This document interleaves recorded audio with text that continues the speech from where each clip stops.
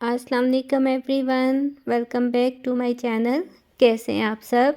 तो अल्हम्दुलिल्लाह आज थोड़ी सी धूप निकल ही आई। धूप में इतनी शिद्दत तो नहीं है, लेकिन फिर भी बहुत अच्छा रोशन दिन है। तो हर तरफ मतलब कि बहुत निखरी हुई हर चीज़ लग रही है। तो आसमान पर कहीं कहीं बादल भी हैं और साथ में हल्की सी धूप भी निकली हुई है। तो मैंने सोचा क्यों ना कुछ काम है जो कि आज के दिन में कंप्लीट कर लिए जाएं, जो बड़े दिनों से पेंडिंग पड़े हुए थे। तो नाश्ता तो हम लोग कब के कर चुके थे, क्योंकि अब तो दोपहर के 2 बज रहे हैं। तो मैंने फिर थोड़ी सी ये पहले वीडियो बनाई, क्योंकि मुझे ये मौसम बहुत अच्छा लग रहा था। तो देखिए साथ में सूरज भी चमकता हुआ है दिखाई दे रहा है। तो ये मैंने बनाया है रात में चॉकलेट कॉफ़ी केक। तो अब ये खूब ठंडा हो चुका है, आधा तो हमने रात में ही खा लिया था। तो अब इब्राहिम मांग रहा है फिर से ना, तो अब मैं इसके लिए केक कट करके इसको चॉकलेट सॉस डाल के दूंगी, ताकि ये इसको इंजॉय करें। इस कदर ये केक सॉफ्ट बना था ना, तो इसकी भी रेसिपी मेरे कुकिंग चैनल पे है।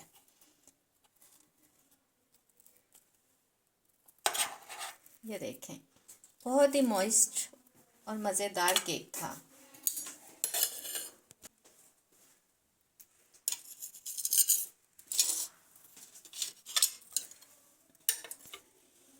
इस पर डालूंगी चॉकलेट सॉस। ये तो वैसे ही इतना मज़े का लग रहा है, ज़रूरत तो नहीं है इस पर डालने की, लेकिन इब्राहिम कह रहा है जी मुझे डाल के दें, तो फिर मैं इसे इस पर डाल के दे रही हूँ। ये देखें, इसकी लुक और भी अच्छी हो गई है, क्योंकि मैंने सिंपल ही बनाया था। मैंने ऊपर जो टॉपिंग वगैरह थी सिंपल ही रखी थी, मैंने इसको डेकोरेट नहीं किया था। तो व्यूवर्स, यहाँ मैं आपसे एक बात शेयर करूँ। मेरा जो बेटा है ना इब्राहिम, कल से मुझसे नाराज़ है। कहता है मम्मा, जब आपने कल वीडियो बनाई थी कुकिंग चैनल के लिए, तो आपने इसकी केक की एक बाइट मेरे मुंह में क्यों नहीं डाली? मेरे इम्प्रेशन दिखाने थे व्यूवर्स को कि कैसा बना है। तो अब मैं इसके ना मुंह में ये एक बाइट डालूंगी। तो व्यूवर्स, आपने अब देखने हैं कि इसके कैसे इम्प्रेशन है, तो आपने मुझे ज़रूर बताना है। बिस्मिल्लाहिर्रहमानिर्रहीम। तो लें जी, ये जो केक की बाइट है ये इब्राहिम के मुंह में जा रही है। Delicious, yummy. कितना मजे का है ना, और कितना सॉफ्ट है ना। ये लो, वन बाइट और। तो चलो आप खुश। अब आपके ये क्लिप अपलोड हो जाएगा व्लॉग वाले चैनल पे, ठीक है। तो अब घर के बहुत से काम रहते थे जो कि मैंने कंप्लीट करने थे। इब्राहिम के बाबा कुछ वेजिटेबल्स इकट्ठी ले आए थे, तो फिर उसके लिए सबसे पहले तो मैंने ये जो आलू थे इनको अच्छी तरह से धो के रख लिया है। क्योंकि आजकल तो ये नए आलू आए हुए हैं और अब कुछ सस्ते भी हो गए थे। तो अब मैं इसे अच्छी तरह खुश्क करके इसे फ्रिज में रख दूंगी शॉपर में डाल के। तो बाकी यहाँ पर कुछ पालक है, इसको भी मैं अब अच्छे से धोऊंगी। इसे सबसे पहले मैं डालूंगी इस बड़े टब में। इसको टब में पहले डालूंगी, फिर अच्छे से इसे धो लेना है। और धोने के बाद इसे मैं हल्के से स्टीम में पका लूँगी, यानी हल्का से बस स्टीम दूंगी। और उसके बाद ठंडी करके इसे ग्राइंड करके फ्रीज़र में रख दूंगी पैकेट्स बना के। उस तरह ना बड़ी आसानी रहती है, फिर पैकेट निकाला और पका ली। तो इसको भी मैं धो रही हूँ। मैं पानी डाल देंगे, खुले पानी में इसे धोते हैं ताकि जो रेत होती है अच्छे से निकल जाए, क्योंकि इसमें मिट्टी भी होती है, तो उसे अच्छी तरह से निकालना ज़रूरी होता है।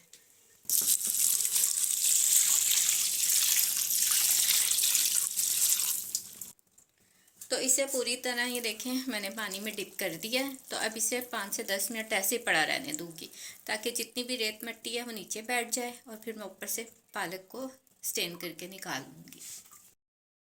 अब यहाँ पर हो चुकी थी शाम, तो मैं ये देखें तवे पर गरम कर रही हूँ गाजर का हलवा इब्राहिम के बाबा के लिए। ये भी घर बनाया था और बना के फ्रीज़ किया हुआ है। तो जब दिल चाहता है जितना यूज़ करना हो निकाल के गरम कर लेते हैं इसे ना।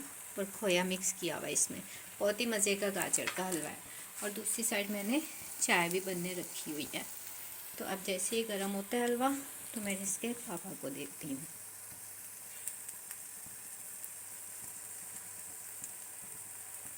तो जो पालक थी वो यहाँ पर मैंने स्टीम के लिए रख दी है डेचकी में डाल कर ना। अब मैं इसे ना कवर कर दूंगी, सिर्फ 4 से 5 मिनट इसको स्टीम देना है, उसके बाद इसे ठंडा करूंगी।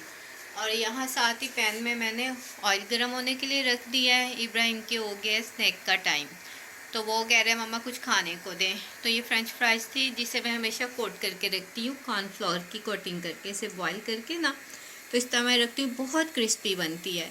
तो अगर आपने इसकी रेसिपी देखनी हुई तो ये भी मेरे चैनल पर रेसिपी मौजूद है। तो अब मैं ये उसके लिए एक फ्रेंच फ्राइज फ्राई कर रही हूँ साथ के साथ। तो फ्रेंच फ्राइज हमारे यहाँ फ्राई हो रही है। तो फ्राइज़ जो थी यहाँ पे बहुत अच्छी तरह फ्राई हो गई हैं। तो अब मैं इस पर एक चुटकी नमक छिड़क दूँगी। ये इस कदर मज़े की बनती हैं ना, बिल्कुल इसका टेस्ट ऐसे होते हैं जैसे मैकडोनल्ड की फ़्रेंच फ्राइज़ होती है, बहुत ही क्रिस्पी बनती हैं।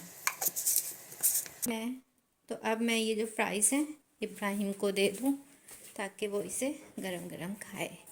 इब्राहिम बेटा कहाँ है? अच्छा, रूम में है। तो ये ले बेटा फ्रेंच फ्राइज, वेलकम।